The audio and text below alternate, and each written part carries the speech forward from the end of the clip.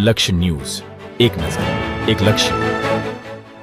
ડભોઈ તાલુકાના ભાયાપુરા નજીકથી પસાર થતી કેનાલમાં તણાતો અજાણ્યા ઈસમનો મૃતદેહ તણાઈ આવતા ચકચાર જોવા મળી રહ્યો। તાલુકાના રામપુરા ગામે ગત રાત્રિના સુમારે 5 ઈસમો ભેગા થઈ ગેરકાયદેસર મંડળ રચી જાનથી મારી નાખવાના ઈરાદા સાથે ખૂની હુમલો કરતા ફરિયાદીના દીકરો ગંભીર રીતે સ્થાનિક રાહદારીઓ દ્વારા ડભોઈ પોલીસને જાણ કરવામાં આવી। તેની હાલત વધુ ગંભીર હોય વધુ સારવાર માટે પાલનપુર ખસેડવામાં આવ્યો। મૃતદેહ બહાર બનાવની વિગત અનુસાર તાલુકાના રામપુરા ગામે ખેતી કરી જીવન ગુજારો કરતા ખેડૂતના દીકરાને 5 ઈસમોએ ભેગા મળી ગેરકાયદેસર મંડળી રચી કિરણભાઈ ઉપર ખૂની હુમલો કરવામાં આવ્યો। કિરણભાઈના ફક્ત એટલા જ ભૂલ હતી કે કિરણભાઈના ખેતરમાંથી આ લોકોને જવા માટેનો માર્ગ હોય ત્યાંથી રોજ નીકળતા હોય, વારે ઘડીએ લોકો ઝાંપો બંધ કરતા ન હોય। કિરણભાઈના ખેતરમાં વાવેલો પાક ઢોર ઢાખર આવી ખાઈ જતા તે બાબતે તેમને કહેતા તેઓ ઉચકેરાઈ ગયા હતા।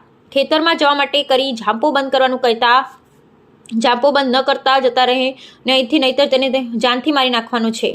એક અજયસિંહ વાઘા પટેલ, બીજા નાનજી વાઘા પટેલ, ત્રીજા ઈશ્વર રામા પટેલ, રામા ઉમા પટેલ, ગંગારામ કાનજી પટેલ તમામ ઈસમો રહે રામપુર તાલુકો થરાદ કિરણભાઈ ઉપર તૂટી પડ્યા અને કિરણભાઈને માથાના ભાગે તેમજ શરીરના અન્ય ભાગે ધોકા લાકડીથી ચોકડીથી માર મારવામાં આવ્યો। બેભાન થઈ કિરણભાઈ ત્યાં ઢળી પડતા આજુબાજુથી લોકો દોડી આવ્યા, તેમને વધુ માર મારવાથી બચાવવામાં આવ્યા। ગંભીર રીતે ઘાયલ કિરણભાઈને સારવાર માટે ભોરોલ પ્રાથમિક આરોગ્ય કેન્દ્રમાં લઈ જવામાં આવ્યા, ત્યાંથી 108 મારફતે વધુ સારવાર માટે સરકારી હોસ્પિટલ થરાદ ખાતે ખસેડવામાં આવ્યા, પરંતુ ત્યાં ગંભીર ઇજાઓને કારણે વધુ સારવાર માટે પાલનપુર ખસેડવામાં આવ્યા। હાલ કિરણભાઈની તબિયત સ્થિર છે। તેના પિતાજીએ રાયમલભાઈએ થરાદ પોલીસે મથકે ફરિયાદ નોંધાવી અને થરાદ પોલીસે ગુનો નોંધી તપાસ હાથ ધરી છે।